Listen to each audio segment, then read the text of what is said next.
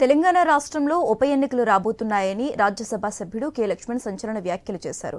వచ్చే 3 ఎమ్మెల్సీలు బీజేపీ కైవసం చేసుకుంటుందన్నారు. తెలంగాణలో ఎప్పుడు ఏ ఎన్నికలు జరిగినా బీజేపీ గెలుస్తుందని ధీమా వ్యక్తం చేశారు.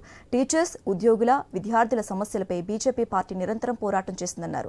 బీజేపీ మాట తప్పదు, మడమ తిప్పదన్నారు కె లక్ష్మణ్. రేవంత్ రెడ్డి పాలన రాష్ట్రాన్ని భ్రష్టు పట్టించేలా ఉందన్నారు. కేసీఆర్ 10 సంవత్సరాలు పాలించి 7 లక్షల కోట్లు అప్పులు చేస్తే సీఎం రేవంత్ రెడ్డి అప్పుల కోసం కేంద్రం చుట్టూ తిరుగుతున్నారని విమర్శించారు. నల్గొండ జిల్లా కేంద్రంలోని బీజేపీ జిల్లా కార్యాలయంలో కె లక్ష్మణ్ ఈ వ్యాఖ్యలు చేశారు.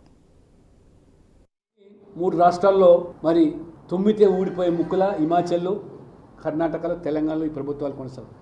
తెలంగాణలో ప్రభుత్వం వచ్చి 14 నెలలైనా ఒక అభద్రతతో, ఒక అస్థిరత్వం, ఈ పార్టీ ఫిరాయింపులనే మీకు ఉరితాడు కాబోతున్నది. ఖచ్చితంగా ఈ రాష్ట్రంలో ఉప ఎన్నికలు రాబోతున్నాయి.